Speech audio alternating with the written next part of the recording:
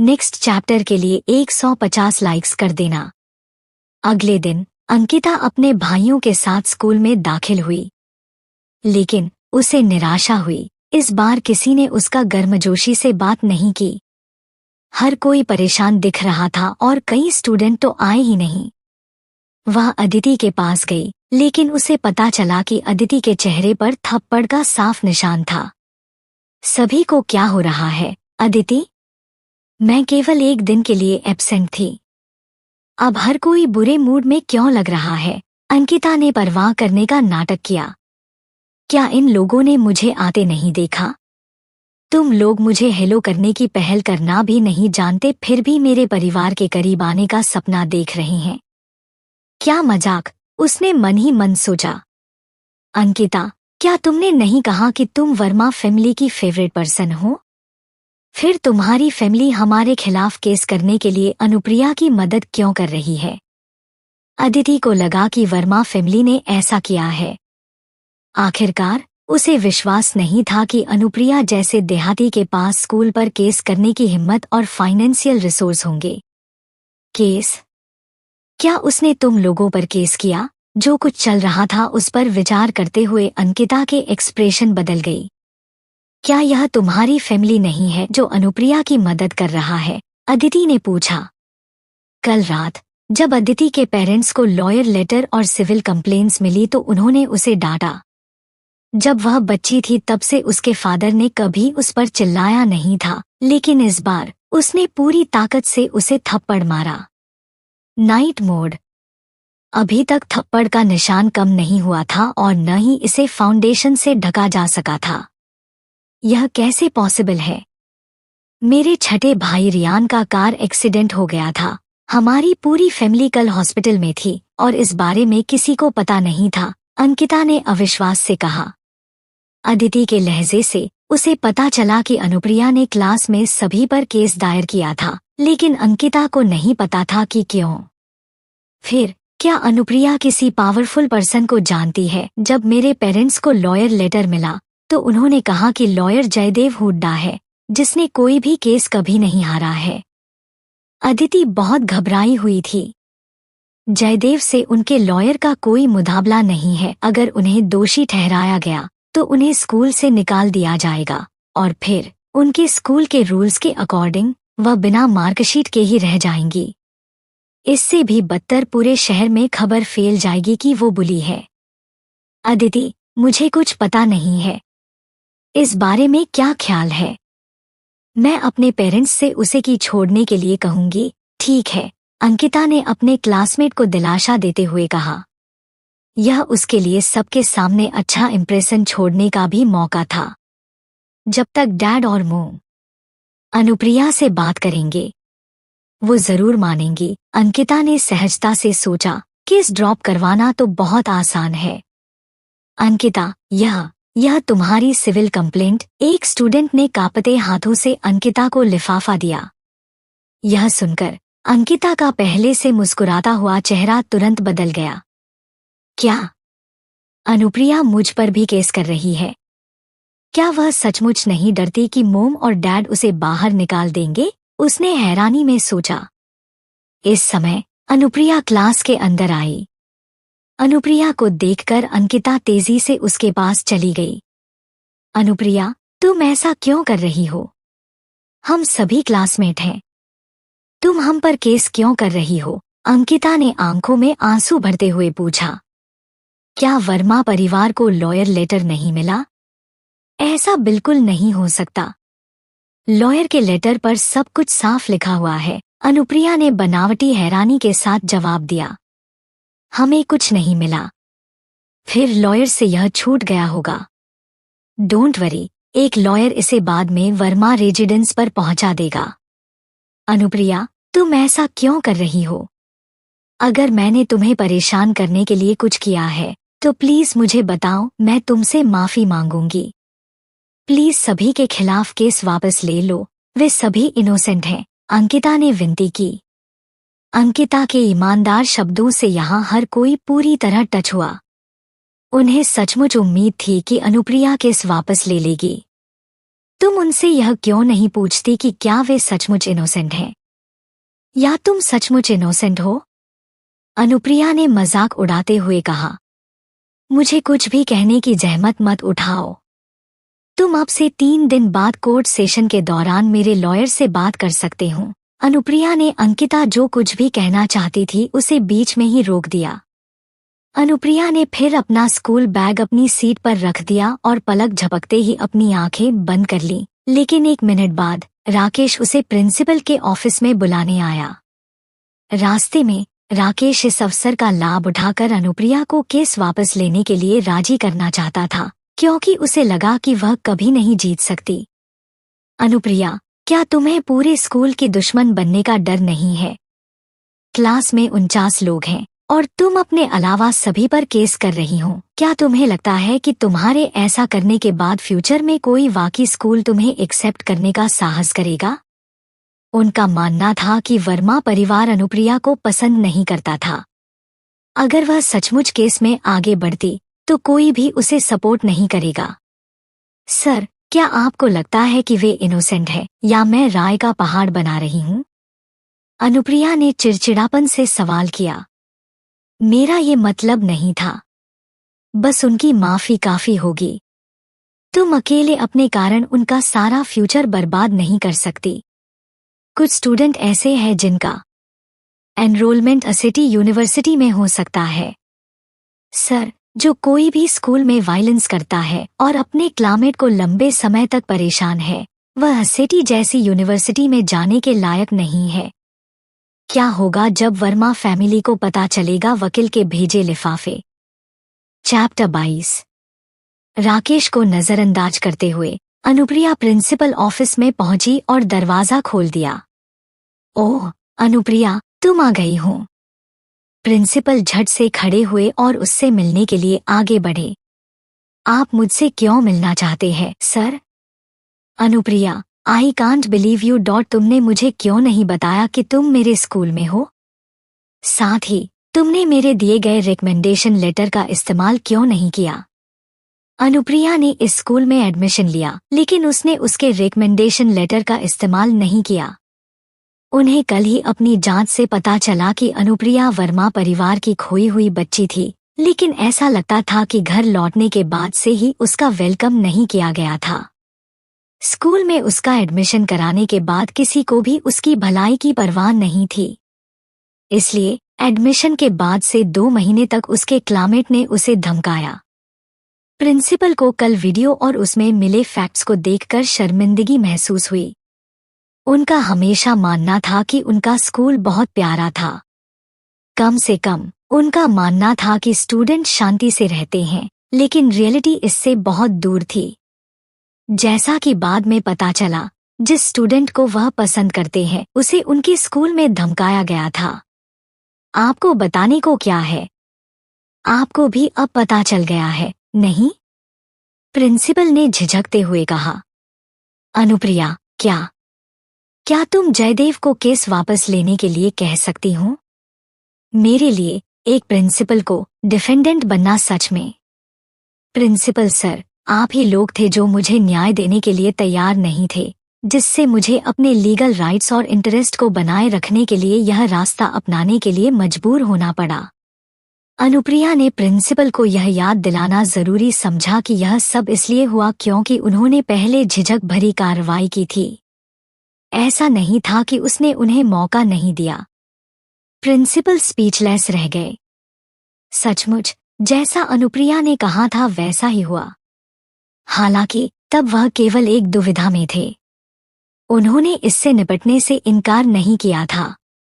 Principal sir, अगर आप भी मुझे केस वापस लेने के लिए मनाने की कोशिश कर रहे हैं तो समय बर्बाद मत कीजिए, मैं अपना मन नहीं बदलूंगी, उसने आगे कहा। वैसे कोर्ट सेशन से पहले इन 3 दिनों तक मैं स्कूल नहीं आऊंगी, कहीं ऐसा न हो कि आप लोगों को मेरी एब्सेंट से परेशानी महसूस हो। ऐसा नहीं था कि अनुप्रिया ने उन्हें मौका नहीं दिया। उसके पास था, लेकिन उन्होंने इसे इम्पोर्टेंस नहीं दिया, इसलिए वे इसके लिए उसे दोषी नहीं ठहरा सकते थे। कल अनुप्रिया ने सबसे पहले पुलिस को बुलाया और पुलिस और प्रिंसिपल के सामने सबूत पेश किए। लेकिन उनके क्लासमेट डॉट से तुरंत माफी मांगने के लिए कहने के बजाय उन्होंने उसके मुद्दे को कमतर बताने की कोशिश की।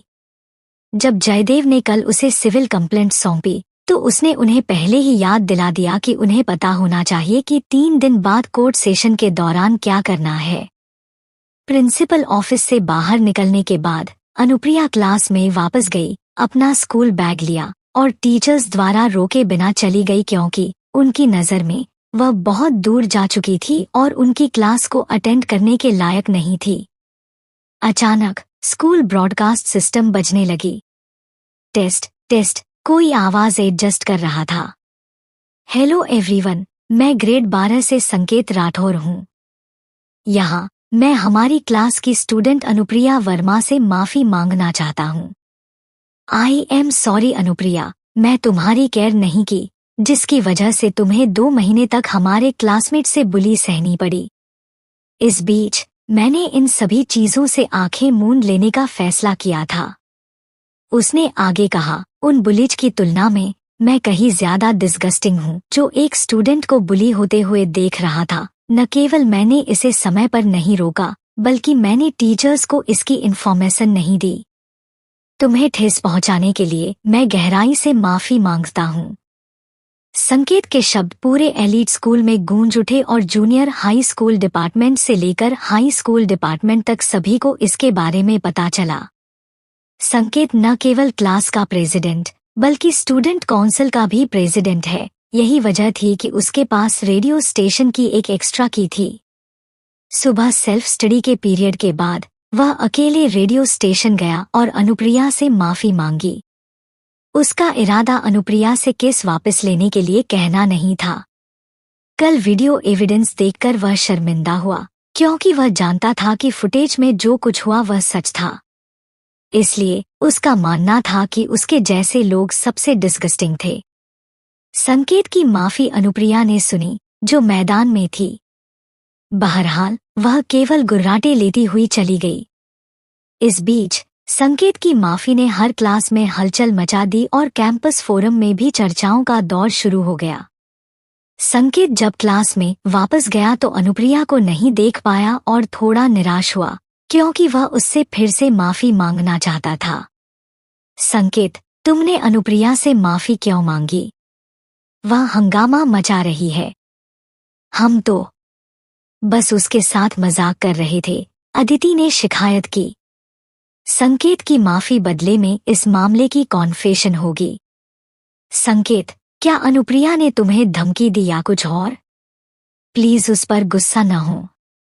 वो सिर्फ जेलस फील करती है कि हमारे पेरेंट्स और भाई मुझसे प्यार करते हैं। वह हर किसी के साथ झगड़ा नहीं करना चाहती।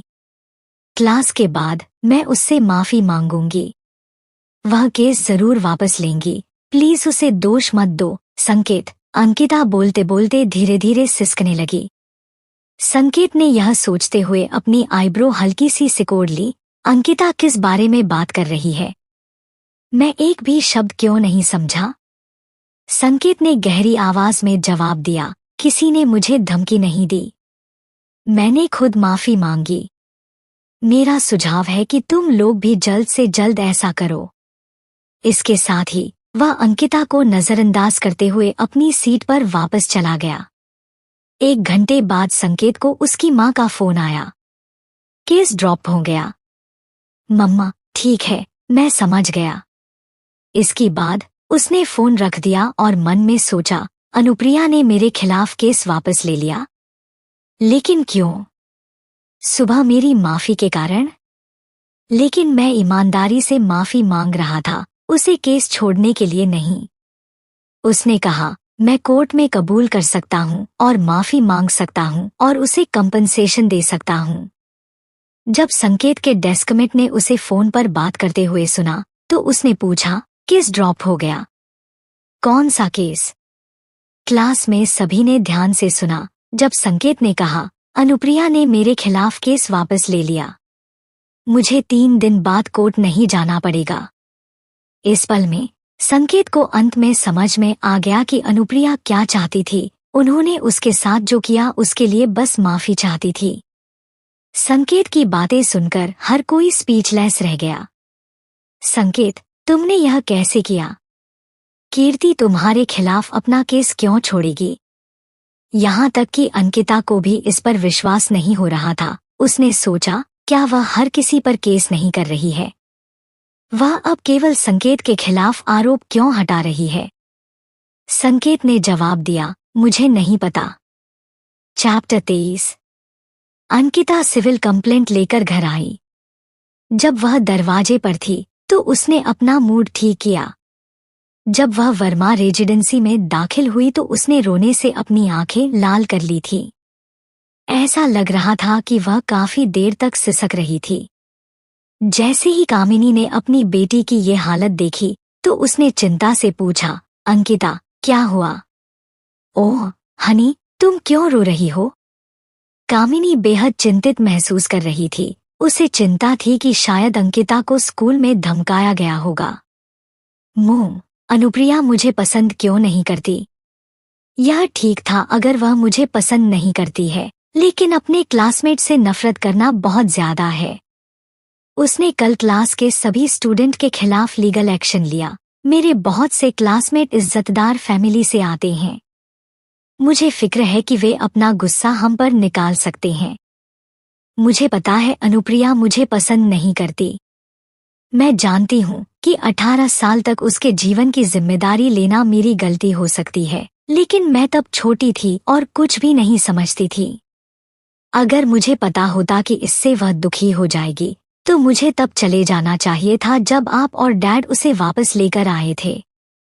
इतना कहकर अंकिता फूट फूट कर रोती रही। कामिनी की नज़र में उसकी अनमोल बेटी ने बड़ी शिकायतें सहन की थी। उसकी आवाज सुनकर लिविंग रूम घर में अंकिता के सभी भाई आ गए। अपनी छोटी बहन को इस तरह संकट में देखकर उन सभी में उसे प्रोटेक्ट की प्रबल इच्छा महसूस हुई और वे अंकिता को परेशान करने के लिए जिम्मेदार इंसान का सामना करने के लिए तैयार थे। अंकिता, क्या हुआ? मुझे बताओ।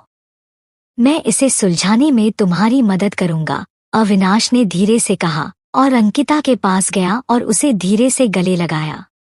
अविनाश भाई, प्लीज अनुप्रिया को मनाने में मेरी मदद करें। उसने न केवल हमारी क्लास के सभी स्टूडेंट पर बल्कि मुझ पर भी केस किया। क्या वह मुझसे बहुत नफरत करती है? मैं बस अपने पेरेंट्स और भाइयों से प्यार करती हूँ और आप सभी से अलग नहीं होना चाहती। अगर वह केस वापस ले सकती है तो मैं जाने को तैयार हूँ। मैं अब 18 साल की हूँ और अपने दम पर खड़ी हो सकती हूँ। इतना कहते ही अंकिता के कंधे पर झुक गई और रोने लगी। अविनाश ने नर्म आवाज में कहा, अंकिता, प्लीज रोना बंद करो। इससे मेरा दिल टूट जाता है। क्या तुम इस मामले को मुझ पर छोड़ सकती हो? रियली? क्या आप अनुप्रिया से केस वापस लेने के लिए कह सकते हैं? मैं नहीं चाहती कि मेरे सभी क्लासमेट उसे निशाना बनाएं। अंकिता ने ऐसा दिखावा कि जैसे उसे अभी भी अनुप्रिया की फिक्र है। उसकी इस तरह की बातें सुनकर अविनाश को लगा कि अनुप्रिया मतलबी है। जितेश ने उसे दिलासा दिया, डोंट वरी अंकिता। अविनाश ने कहा कि वह इसे संभाल लेगा, सब कुछ ठीक हो जाएगा। हाँ, अविनाश पर विश्वास करो। अंकिता, रोना बंद करो।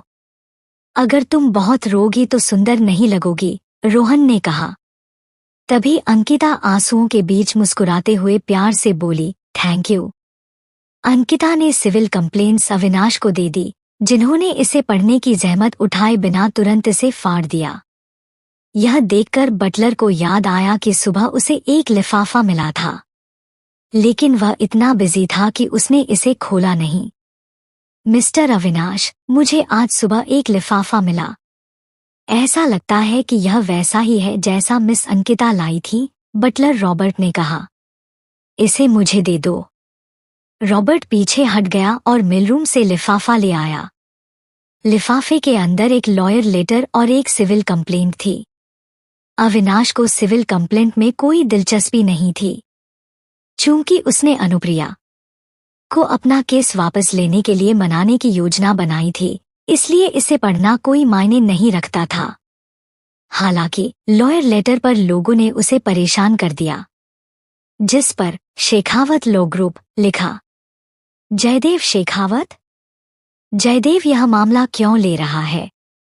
अविनाश ने सोचा, यहाँ तक कि उसने सभी सिविल कंप्लेंट का ड्राफ्ट भी खुद तैयार किया। अविनाश ने थोड़ी देर के लिए अंकिता को दिलासा दिया और फिर स्टडी रूम में चला गया। अंकिता ने सोचा, मुझे देखो अनुप्रिया, तुम मुझे कैसे हरा सकती हो? डैड, मोम और हमारे भाई हमेशा मेरे रहेंगे। मैं वर्मा परिवार की सच्ची बेटी हूँ, तुम बस कुछ भी नहीं। अविनाश स्टडी रूम में लौटा और जयदेव का नंबर डायल किया। उसने पहले उसे एक मामला सौंपने की कोशिश की थी, लेकिन जयदेव ने इसे लेने में बहुत कम दिलचस्पी दिखाई थी। फोन जल्द ही कनेक्ट हो गया। हेलो, जयदेव ने पूछा। हेलो मिस्टर शेखावत, मैं अविनाश वर्मा बात कर रहा हूँ। कौन अविनाश वर्मा? जयदेव ने जवाब देने के बाद लाइन के दूसरे छोर पर थोड़ी शांति थी। जयदेव को कुछ याद आया और उसने तुरंत कहा, ओ मिस्टर वर्मा, तो ये आप है, आपको मुझसे क्या काम आ गया? मुझे इन्फॉर्म किया गया है कि आपने मेरी फैमिली से एक केस लिया है मिस्टर शेखावत। मैं माफी मांगता हूँ। मेरी बहन ने, जो अभी भी छोटी और नादान है, आपको बेकार के केस के लिए परेशान किया है। क्या आप केस वापस ले सकते हैं? मिस्टर वर्मा, क्या यह मैसेज आपकी ओर से है या मिस अनुप्रिया की ओर से है? जयदेव ने पूछा। क्या कोई अंतर है? अविनाश ने जवाब दिया। बेशक यह है। अगर यह आपका विचार है तो मुझे यह कहते हुए अफसोस है कि मैं आपकी इच्छाओं को पूरा नहीं कर सकता मिस्टर वर्मा। अगर यह मिस अनुप्रिया का विचार है, प्लीज उनसे बात करिए कि वो खुद मुझसे इस मामले में बात करे।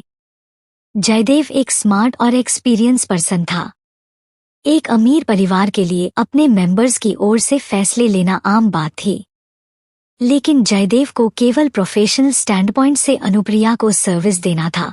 जहां तक केस को वापस लेने की बात है, वह तब तक रिक्वेस्ट का फॉलो नहीं करेगा जब तक अनुप्रिया अपने नंबर से कॉल नहीं करती। मिस्टर शेखावत, क्या आप मेरी बात पर शक कर रही हैं? बोलते समय अविनाश के चेहरे पर गुस्से की झलक दिखी। उसने सोचा कि जयदेव काफी जिद्दी था। ऐसा नहीं है मिस्टर वर्मा। मिस अनुप्रिया ने साफ कहा है कि जब तक वह खुद केस को छोड़ने का फैसला नहीं करती हैं, किसी और को उनकी ओर से बोलने का हद नहीं है। अगर मिस अनुप्रिया केस वापस लेना चाहती हैं, तो वो मुझे कॉल कर देंगी। मुझे कुछ और करना है मिस्टर वर्मा, गुड नाइट। फिर जयदेव ने अविनाश को फोन रख दिया। अविनाश को उम्मीद नहीं थी कि उसकी रिक्वेस्ट को रिजेक्ट कर दिया जाएगा। जैसा कि बाद में पता चला, अनुप्रिया ने पहले ही इस पॉसिबिलिटी के लिए तैयारी कर ली थी कि वे उसकी ओर से केस वापस लेने की कोशिश कर सकते हैं। क्या वर्मा फैमिली कामयाब होगी? इस केस को वापस अनुप्रिया खारिज करवाने में जाने के लिए पढ़िए अगला पार्ट। चैप्टर 24। अगले दिन अविनाश स्कूल गया लेकिन अनुप्रिया को नहीं ढूंढ सका। अगले दिन भी वही हुआ। कोर्ट ट्रायल से पहले वो अनुप्रिया से मिलने में कामयाब नहीं हो पाया था। कोर्ट में अनुप्रिया को देखते ही अविनाश गुस्सा हो गया। यह बदतमीज लड़की, उसकी छिपने की हिम्मत कैसे हुई? उसने मेरी कई ट्रिप बर्बाद करवा दी। अविनाश ने गुस्से में सोचा। तुम कहाँ थी?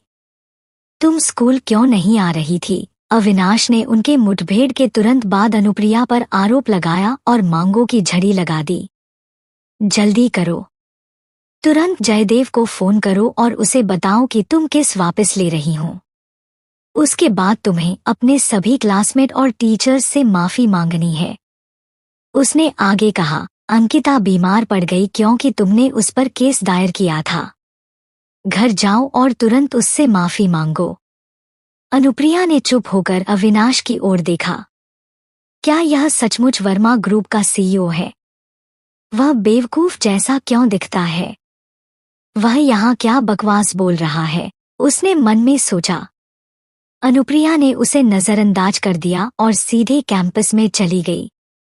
अविनाश को पूरी तरह से नजरअंदाज कर दिया गया। अनुप्रिया, तुम्हें क्या हुआ? मैं तुमसे मिलने आया था। तुम्हें मेरे सामने अनाप शनाप बोलने के बजाय मेरा आभारी होना चाहिए, अविनाश गुस्से से दहाड़ा। क्या वह वर्मा रेजिडेंस डॉट पर वापस नहीं लौटना चाहती और उसे सीरियसली नहीं लिया जाना चाहिए? मैं उसकी इच्छा पूरी कर सकता हूँ, उसने सोचा। एक बार अनुप्रिया ने केस वापस ले लिया और वर्मा रेजिडेंस पर लौट आई तो अविनाश सबक सिखाने किसी जंगल में भेज देगा। अनुप्रिया ने कहा, मिस्टर वर्मा, क्या आप अपने दिन के सपने में खो गए हैं? आप इस जगह पर ऐसी बकवास क्यों कर रही हैं? क्या आप सुन भी रहे हो कि आप क्या कह रहे हो? जयदेव को तुरंत कॉल करो और उसे बताओ कि तुम केस वापस लेना चाहती हो, क्या चाहते हैं। तुम्हें क्या लगता है कि तुम दूसरों पर केस करने वाली कौन हो? अपने आप को बेवकूफ मत बनाओ। मिस्टर वर्मा, यह तय करना आपके अधिकार में नहीं है कि मैं किस पर केस करूं। यहाँ मेरे पास आपके लिए समय नहीं है। मुझे उम्मीद है कि अंकिता को कल देर नहीं होगी, अनुप्रिया ने अविनाश को चकमा देते हुए कहा और चली गई। अविनाश का चेहरा शक्त हो गया। चूंकि अनुप्रिया ने उसकी सलाह मानने से इनकार कर दिया, इसलिए उसके पास बलपूर्वक तरीके का सहारा लेने के अलावा कोई ऑप्शन नहीं था। अगर वह गायब हो जाती और अदालत में मौजूद नहीं हो पाती तो केस आगे नहीं बढ़ाया जा सकता। अनुप्रिया ने स्कूल से रिव्यू मटेरियल लिया और स्कूल छोड़ दिया। लेकिन जैसे ही वह स्कूल के गेट पर पहुंची, उसे लोगों ने घेर लिया। कुल 8 लोग थे। लीडर ने अश्लील ढंग से कहा, लड़की, हमारे साथ आओ। अगर मैं नहीं आऊं तो क्या होगा? अनुप्रिया ने सोचा कि इन लोगों को अपने दिमाग की जांच करानी चाहिए, क्योंकि उनमें दिन के उजाले में स्कूल गेट के ठीक सामने एक लड़की का अपहरण करने की हिम्मत थी। क्या वे सोचते हैं कि वे लोकल बिगविग हैं और कोई उन्हें सजा नहीं दे सकता? वह चुपचाप बोली, अगर तुम वैसा नहीं करती जैसा मैं कहता हूँ तो तुम्हें चोट पहुंचाने के लिए हमें दोष मत देना। लीडर ने अपना हाथ हिलाया और अपने लोगों को अनुप्रिया को लेने के लिए आगे आने का इशारा किया। अनुप्रिया के होठों पर सरकास्टिक मुस्कान फैल गई। उसे लड़ाई में लगे काफी समय हो गया था। अनुप्रिया के आसपास कुछ लोग उसे पकड़ने के इरादे से एकत्र हुए, लेकिन उसने लचीले ढंग से उन्हें चकमा दे दिया। एक आदमी की आंखों में कातिलाना चमक चमक उठी। उसने अनुप्रिया पर अपने हाथ में स्टील की छड़ी घुमाई, लेकिन अनुप्रिया इससे बच निकली और तेजी से एक पावरफुल किक से जवाबी कार्रवाई की। किडनैपर को रबर की गेंद की तरह उड़ते हुए जोर से जमीन पर गिरा दिया गया। उस आदमी की आंखें मुड़ गईं और उसका शरीर शिथिल हो गया और वह बेहोश हो गया। यह देखकर लीडर दंग रह गया। क्या मिस्टर वर्मा ने यह नहीं कहा कि वह एक कमजोर लड़की थी? लेकिन अनुप्रिया ने आसानी से एक लात मारकर उसके एक आदमी को बेहोश कर दिया। वह पल भर के लिए घाटे में था। सब लोग जाकर उसे एक साथ ले आओ। बाकी 7 किडनैपर्स एक के बाद एक अनुप्रिया पर अपनी स्टील की छड़ें घुमाते हुए आगे आए। घटनास्थल पर अफरातफरी मच गई। आह! आह! तीखी चीखों की एक आवाज हवा में गूंज उठी। ज्यादातर लोगों ने कभी सोचा भी नहीं होगा कि स्कूल के गेट पर ऐसा सीन सामने आएगा। सभी किडनैपर्स को एक एक करके जमीन पर गिरा दिया गया। करीब से जांचने पर कई चेहरों पर स्टील की छड़ियों की छाप देखी जा सकती है। यह अनुमान लगाया गया कि अपनी अराजक झड़प में उन्होंने अनजाने में अपने ही साथियों को नुकसान पहुंचाया। अनुप्रिया ने लीडर की बाह पर कदम रखा और उसकी ओर देखते हुए पूछा, मुझे बताओ कि तुम्हें यहाँ किसने भेजा है? इतना घमंडी मत बनो। अगर तुम में हिम्मत है तो मुझे जाने दो। ऐसा लग रहा था कि लीडर अपनी हार एक्सेप्ट नहीं कर पा रहा था। क्या तुम हारने पर भी चिल्लाओगे? अनुप्रिया ने सोचा कि वह आदमी जरूर ही बेवकूफ होगा। तुम्हारे पास 2 ऑप्शन हैं। या तो तुम मुझे बताओ कि तुम्हें यहाँ किसने भेजा है, या मैं पुलिस को बुलाऊंगी और तुम्हें खुद बताने को कहूंगी। चुनाव तुम्हारा है। लीडर अचानक चुप हो गया क्योंकि वे जेल नहीं जाना चाहते थे। वह और उसके दोस्त हाल ही में जेल से रिहा हुए थे।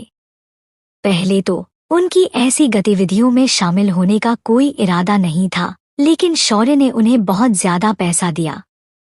उन्होंने अनुप्रिया को पकड़ने पर उन्हें 1 करोड़ देने का वादा किया। उन्होंने सोचा कि वे बहुत पैसा कमा लेंगे, लेकिन अनुप्रिया ने उन्हें हरा दिया। मैं देख रही हूं कि तुम अभी भी चुप हो। मुझे लगता है कि तुमने दूसरा ऑप्शन चुना है। इतना कहते ही अनुप्रिया ने अपना फोन निकाला और पुलिस को फोन किया। पुलिस को मत बुलाओ। यह मिस्टर वर्मा है जिसने हमसे तुम्हें किडनैप करने के लिए कहा था, लीडर ने अंत में कहा, क्योंकि वह फिर से जेल जाने से डर रहा था। मिस्टर वर्मा कौन है? अनुप्रिया ने पूछा। लीडर ने जवाब दिया, अविनाश वर्मा। अब क्या होगा अविनाश के लिए, अनुप्रिया का एक्शन जाने के लिए पढ़िए अगला पार्ट। चैप्टर 25। वह मुझे किडनैप क्यों करना चाहता है? उसने फिर पूछा। लीडर ने जवाब दिया, मुझे नहीं पता। उसने कुछ नहीं कहा। उसने हमसे सिर्फ तुम्हें 2 दिन और रात के लिए बंद करने और फिर उसे सौंपने के लिए कहा था। इन्फॉर्मेशन जानने के बाद अनुप्रिया ने उनके लिए चीजों को और ज्यादा कठिन नहीं बनाया। इसके बजाय वह सीधे चली गई। उसने सोचा, Avinash, you are really something. तुम एक अच्छे सिटीजन होने का दावा करते हो और मीडिया तुम्हें एक एक्सीलेंट यंगस्टर के रूप में प्रमोट करती है। फिर भी तुमने ऐसी घटिया रणनीति का सहारा लिया। मैं जरूर तुम्हें मशहूर करूंगी। अविनाश ने अनुप्रिया को किडनैप करने के लिए लोगों का इंतजाम करने के बाद वह काम करने के लिए कंपनी में पहुंचा। रात को घर आने पर उसे यह बात याद आई। उसने सोचा कि क्या अनुप्रिया पकड़ी गई। उसने किडनैपर का नंबर डायल किया और पूछा, क्या तुमने उसे पकड़ लिया है? हमने पकड़ लिया है, फोन की दूसरी ओर से मौजूद व्यक्ति ने जवाब दिया। सुनकर बहुत अच्छा लगा, अविनाश ने कहा। मिस्टर वर्मा, क्या मैं पूछ सकता हूँ कि आपने हमसे इस लड़की को किडनैप करने के लिए क्यों कहा? किडनैपर ने पूछा। वह मेरी बहन पर केस करना चाहती है, मैं उसे सबक सिखाना चाहता हूँ, अविनाश ने कहा। अविनाश को कोई शक नहीं था। उसका मानना था कि मामला सुलझ गया है। नतीजतन उसने अंकिता को कल अदालत में मौजूद होने के लिए कहा। अंकिता ने उदास होकर पूछा, अविनाश, क्या तुम अनुप्रिया को केस वापस लेने के लिए नहीं मना सकते? बस कल अदालत में मौजूद हो जाओ। वह वहां नहीं आएगी। रियली? अंकिता को यकीन नहीं हो रहा था। अगले दिन ट्रायल हुआ और 12th क्लास के सभी स्टूडेंट मौजूद थे। संकेत, जिसके खिलाफ अनुप्रिया ने केस वापस ले लिया था, भी मौजूद था। सभी स्टूडेंट्स के साथ उनके परिजन भी थे। न्याय की मांग करने वालों में वर्मा परिवार भी शामिल था, जो अंकिता का सपोर्ट कर रहा था। वे घर पर कैसे रह सकते थे जबकि उनकी प्यारी बेटी पर केस दायर किया था? लेकिन उन्हें ज्यादा चिंता नहीं हुई क्योंकि अविनाश ने मामला सुलझा लिया था। 9 बजे जैसे ही अदालत का सेशन शुरू हुआ, जज के पैनल ने अपनी सीट संभाली और दोनों पक्षों के वकील मौजूद थे। Anupriya, please make your statement. लेकिन कोई रेस्पॉन्स नहीं हुई। अविनाश मुस्कुराहट के साथ परिवार और दोस्तों के साथ बैठा हुआ था। अनुप्रिया के आने का कोई रास्ता नहीं है, उसने सोचा। अनुप्रिया वर्मा, जज ने फिर पूछा। इस बार भी कोई जवाब नहीं आया। जयदेव, आपके क्लाइंट कहाँ है? जज ने पूछा। Your honour, please give us a moment. मेरा क्लाइंट 1 मिनट में यहाँ आएगा, जयदेव ने जवाब दिया। विरोधी वकील ने कहा, क्या मजाक है? प्रोटोकॉल के अकॉर्डिंग अगर वादी समय पर मौजूद नहीं होता है तो इसे कंसीडिंग माना जाएगा और वादी से अपेक्षा की जाती है कि वह केस वापस ले ले और मेरे क्लाइंट से माफी मांगे। डेडलॉक में जज को किसी फैसले पर पहुंचना चैलेंजिंग लगा। अनुप्रिया के लगभग 10 मिनट देर से होने के कारण प्रोटोकॉल के अकॉर्डिंग एडजर्नमेंट की घोषणा करने या वादी को अपना मामला वापस लेने के लिए मानने की संभावना थी। नतीजतन जज ने कहा, मैं घोषणा करता हूं। तभी दरवाजा चरमरा कर खुला और कोई अंदर आया। यह अनुप्रिया थी। उसने दरवाजा खोला और ठीक उसी समय अंदर चली गई जब जज केस को एडजॉर्न करने वाले थे। अनुप्रिया को देखकर अविनाश हैरान रह गया। उसके चेहरे पर हैरानी ने उसके विचारों को उजागर कर दिया। क्या उसस मेरे आदमियों ने किडनैप नहीं किया है? वह यहाँ क्यों है? और वह ठीक समय पर यहाँ है। Apologies for the delay, your honour. इतना कहते ही अनुप्रिया जयदेव के पास गई, फिर विनम्रता से जज से कहा। उसके हर हावभाव से कॉन्फिडेंस झलक रहा था और ऐसा लग रहा था कि उसे देर से आने का कोई पछतावा नहीं है। Anupriya, you are 10 minutes late. Please explain yourself. मैं अपनी देरी के लिए माफी चाहती हूँ, यू ऑनर, लेकिन मेरे पास एक ठोस कारण है। कोई नहीं चाहता था कि मैं इस केस में शामिल हूँ, इसलिए उन्होंने लोगों को मेरी किडनैपिंग करने के लिए भेजा, जिससे देरी हुई, अनुप्रिया ने बताया। उसकी नजर जज से हटकर उस हिस्से पर गई जहां वर्मा परिवार बैठा था और अंत में अविनाश पर जा टिकी। अविनाश के चेहरे पर सीरियस एक्सप्रेशन थे। उसने मन में सोचा, क्या वो जानती है कि उसकी किडनैपिंग के पीछे का मास्टरमाइंड मैं हूँ? अगर वह जानती भी है तो भी वह इसके बारे में बहुत कम कर सकती है, उसने सोचा। जज ने पूछा, क्या आपके पास कोई सबूत है? किडनैपिंग कोई छोटी बात नहीं थी, खासकर तब जब विक्टिम की किडनैपिंग अदालती सेशन से पहले की गई हो। अनुप्रिया ने मासूम एक्सप्रेशन से जज की ओर देखते हुए कहा, मेरे पास किडनैपर्स का कन्फेशन है और किडनैपर्स इस समय बाहर हैं। योर ऑनर, क्या मैं मास्टरमाइंड पर भी केस कर सकती हूँ? जज उसके मासूम एक्सप्रेशन देखकर दंग रह गए। जज पैनल के सावधानी से विचार के बाद जज ने कहा, अगर यह डिफेंडेंट से जुड़ा है तो इसे इस मामले का हिस्सा माना जा सकता है और इसकी जांच की जा सकती है। जज की बात सुनकर अंकिता हैरान रह गई। उसने सोचा, अनुप्रिया की किडनैपिंग के पीछे कौन हो सकता है? क्या यह अविनाश हो सकता है? अगर ऐसा है तो किडनैपर्स के कन्फेशन के बाद उसकी इन्वॉल्वमेंट का खुलासा होने पर मुझे शर्मिंदगी महसूस होगी। अंकिता को लगा कि उसके पैर कांप रहे हैं और खड़े रहने के लिए उसे संघर्ष करना पड़ रहा है। योर ऑनर, यह डिफेंडेंट में से ही एक से है। यह अविनाश वर्मा, अंकिता का भाई है। उसने मेरी किडनैपिंग की साजिश रची और किडनैपर्स को 1 करोड़ का इनाम देने का वादा किया। मेरे पास किडनैपर्स का कबूलनामा है। योर ऑनर, आप इसे सुन सकते हैं। जज ने कर्मचारियों को सबूत चलाने का इशारा किया और रिकॉर्डिंग शुरू हुई। यह अनुप्रिया और किडनैपर्स के बीच की बातचीत थी। तुम्हारे पास 2 ऑप्शन हैं। या तो तुम मुझे बताओ कि तुम्हें यहाँ किसने भेजा है, या मैं पुलिस को बुलाऊंगी और तुम्हें खुद बताने को कहूंगी। चुनाव तुम्हारा है। मैं देख रहा हूं कि तुम अभी भी चुप हो। मुझे लगता है कि तुम दूसरा ऑप्शन चुनोगे। अब क्या होगा? अविनाश पर भी केस या सभी बच्चे हो जाएंगे इस केस से आजाद जाने के लिए? पढ़िए अगला पार्ट। चैप्टर 26। उसके बाद रिकॉर्डिंग का दूसरा भाग चलाया गया। यह अविनाश और किडनैपर्स के बीच की बातचीत थी। क्या तुमने उसे पकड़ लिया? हमने पकड़ किया। सुनने में अच्छा लगा। मिस्टर वर्मा, क्या मैं पूछ सकता हूँ कि आपने हमसे इस लड़की को किडनैप करने के लिए क्यों कहा? वह मेरी बहन पर केस करना चाहती है। मैं उसे सबक सिखाना चाहता हूँ। एविडेंस को सुनकर अविनाश के एक्सप्रेशन डार्क हो गए। उसे उम्मीद नहीं थी कि किडनैपर्स पिछली रात की उनकी बातचीत रिकॉर्ड कर लेगा।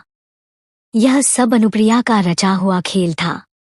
अनुप्रिया का इरादा अविनाश को यह विश्वास दिलाने का था कि उसकी किडनैपिंग कर ली गई है और वह अदालत में मौजूद नहीं हो सकती, जबकि असल में वह पहले ही किडनैपर्स को संभाल चुकी थी। अनुप्रिया, तुमने अविनाश को फंसाने के लिए नकली सबूत क्यों बनाए? वह तुम्हारा भाई भी है।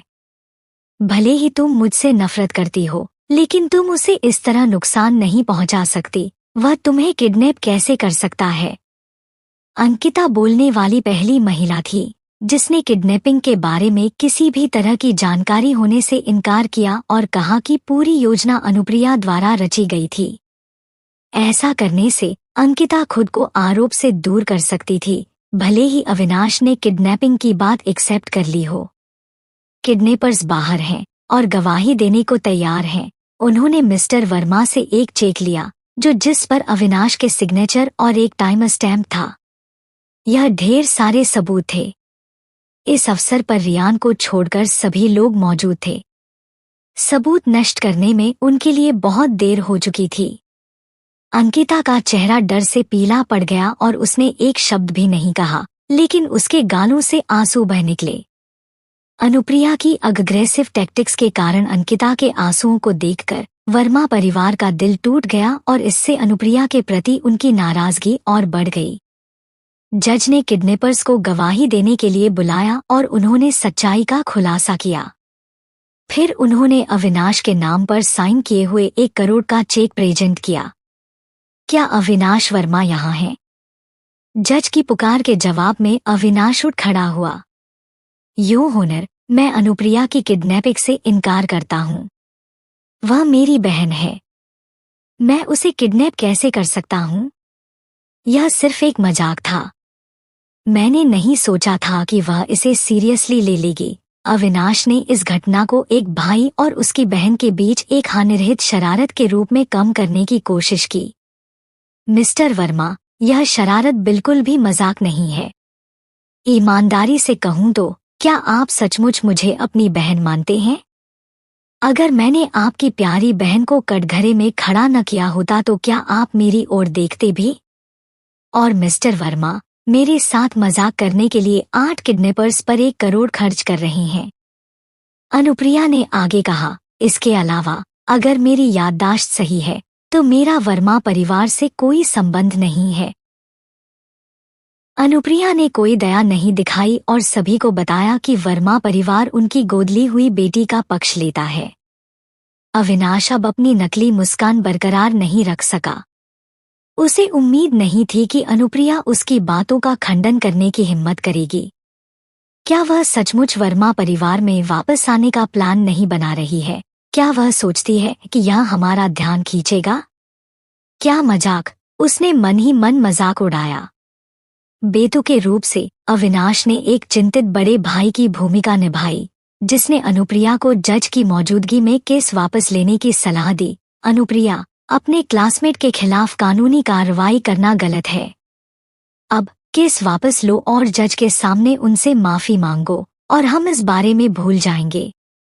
अविनाश की बेतुकी याचिका के जवाब में जयदेव ने सवाल किया, मिस्टर वर्मा, आपने मुझे धमकी दी थी और मुझे अपनी क्लाइंट मिस अनुप्रिया के नाम पर केस वापस लेने के लिए कहा। क्या आप मुझे इस मांग के पीछे का कारण बता सकते हैं? जयदेव की पूछताछ से कोर्टरूम में हलचल मच गई। सभी को वर्मा परिवार द्वारा जयदेव को धमकाना बेतुका लगा। अविनाश के चेहरे पर उदासी के भाव थे। उसने सोचा, डैम इट, जयदेव अदालत में ऐसा कैसे कह सकता था? मुझ पर न्याय में बाधा डालने का आरोप लगाया जा सकता है। ओह, उसने तुमसे बात की? अनुप्रिया ने दिलचस्पी से जयदेव की ओर देखते हुए कहा। जयदेव ने शांति से कहा, हाँ, लेकिन मैं केस तभी वापस लूंगा जब क्लाइंट खुद मुझे केस वापस लेने के लिए कहे। मैं दूसरों के भेजे गए मैसेज पर विचार नहीं करूंगा। तुमने मुझे कभी फोन नहीं किया, इसलिए मैंने उसकी रिक्वेस्ट को नजरअंदाज कर दिया। मिस्टर वर्मा, आपने ऐसा क्यों किया? क्या यह अंकिता की वजह से है? आपने अंकिता की वजह से मुझे किडनैप कर लिया। मुझे कहना होगा कि आप एक आउटसाइडर का भाई बनने के लिए काफी काबिल हैं। मौजूद सभी लोगों ने अनुप्रिया के टोन में तंज को पहचाना। अविनाश को भी इसका एहसास हुआ, लेकिन वह इंडिफरेंट रहा। उसे हैरानी हुई कि अनुप्रिया, जो अपनी वापसी के बाद से वर्मा परिवार में सभी की चापलूसी कर रही थी, उसका यह हाल कैसे हो गया। वह मेरी बहन है।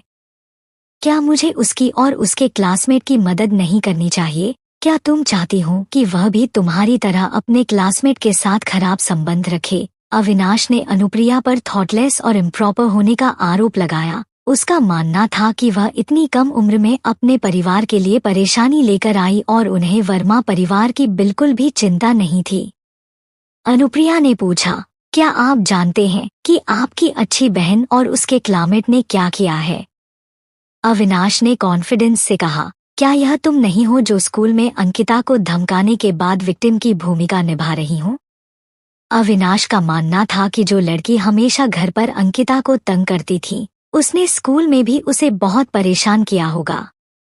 वह समझ नहीं पा रहा था कि अनुप्रिया में इस मामले को सामने लाने की हिम्मत कैसे हुई।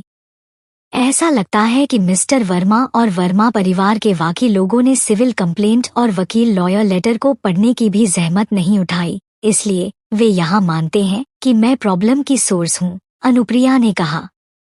अनुप्रिया के बाद जयदेव ने अपनी बात जारी रखी, अगर यह डिफेंडेंट के परिवार का ओपिनियन है तो मैं योर ऑनर के सामने एविडेंस प्रेजेंट करना चाहता हूँ।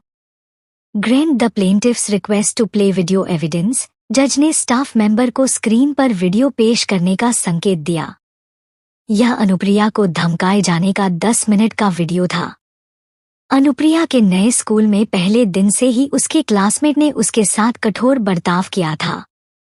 समय के साथ बुली बढ़ती गई। उन्होंने उस पर पानी फेंका, उसकी किताबें फाड़ दी और उसकी टेबल भी फेंक दी।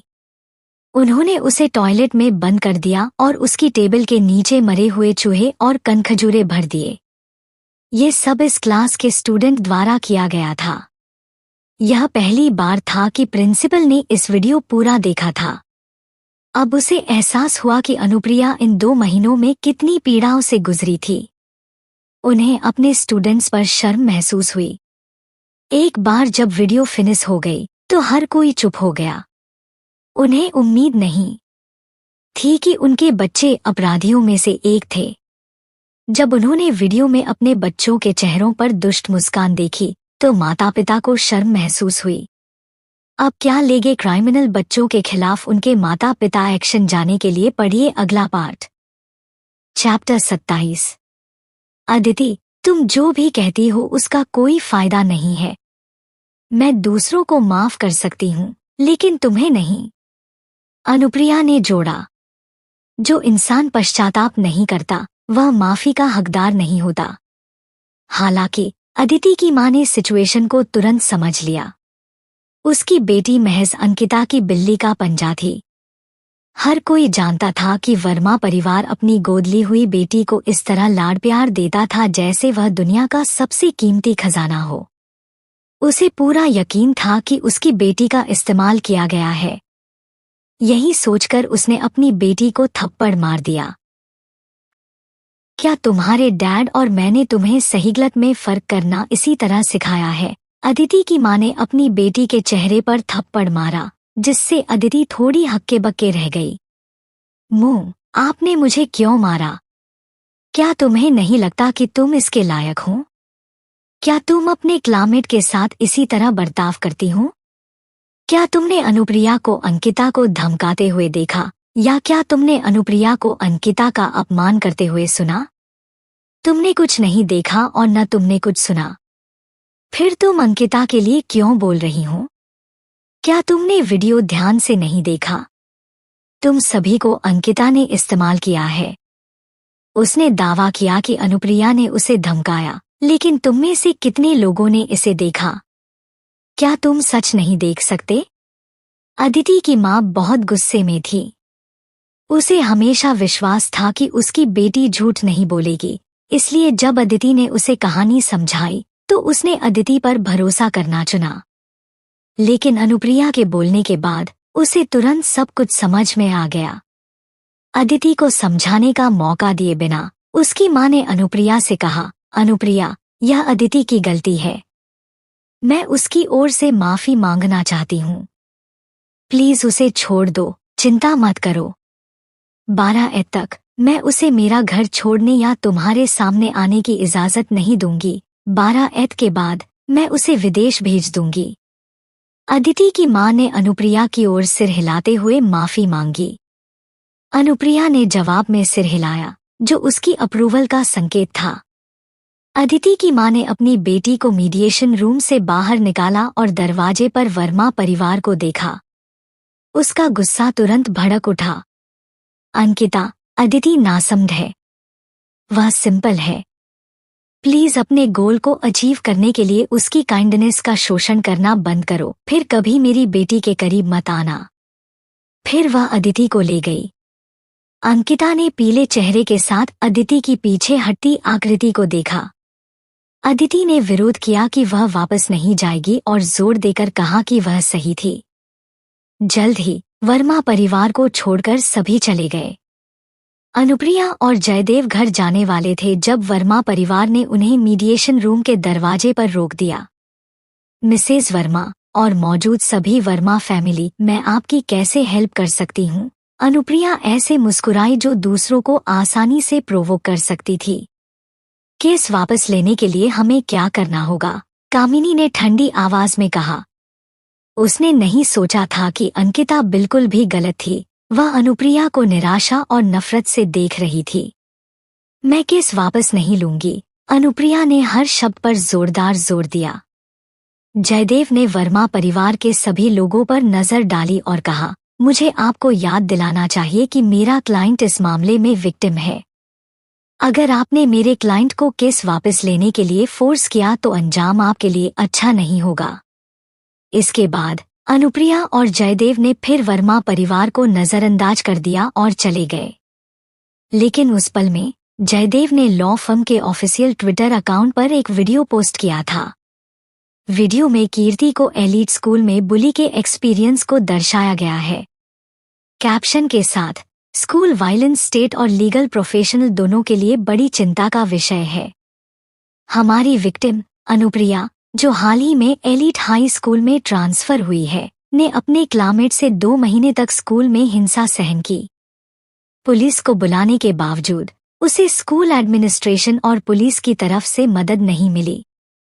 लगातार बुली को बर्दाश्त करने में असमर्थ अनुप्रिया ने अंत में सेल्फ डिफेंस में लीगल सिस्टम की ओर रुख करने के लिए मजबूर महसूस किया। हमारी कंपनी हर किसी से रिक्वेस्ट करती है कि स्कूल में होने वाली हिंसा पर गंभीरता से विचार किया जाए। पहली बार शेखावत लॉ ग्रुप का ट्विटर ट्रेंडिंग टॉपिक की लिस्ट में शामिल हो गया। वीडियो के नीचे कमेंट्स की बाढ़ आ गई। मैं हैरान हूँ, क्या ये लोग भी इंसान हैं? जब मैं वीडियो देखता हूँ तो मुझे इतना गुस्सा आता है कि मैं उन्हें मार डालना चाहता हूँ। ओह गॉड! स्कूल क्या कर रहा है? पुलिस क्या कर रही है? की पॉइंट्स पर ध्यान दें।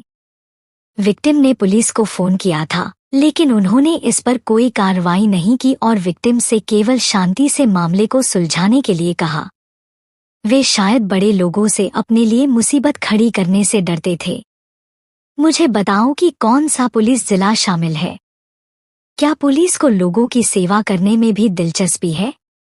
एक यंग लड़की को स्कूल में परेशान किया गया, लेकिन उन्होंने शांति से समाधान की वकालत की।